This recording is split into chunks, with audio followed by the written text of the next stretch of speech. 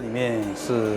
有5万只蛋鸡。这个机器人呢，它每天巡检3次，它主要就是去寻找它死鸡、还有弱鸡、还有绝产鸡，好把这个信号呢发给我们饲养员处理。过去一个人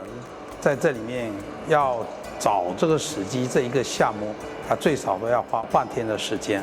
那现在呢，可能就10几分钟就够了。机器人可以检出99%以上。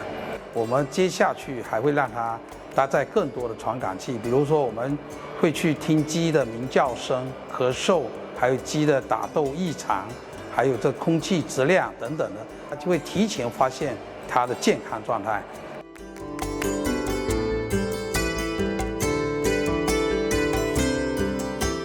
如果我们遇到问题，我们可以去查证整个鸡的状态，比如说它今天吃了什么，这个原料来源哪里，还有它今天的产蛋是什么状态，所有的从视频资料以及到数字资料都可以完成了调阅。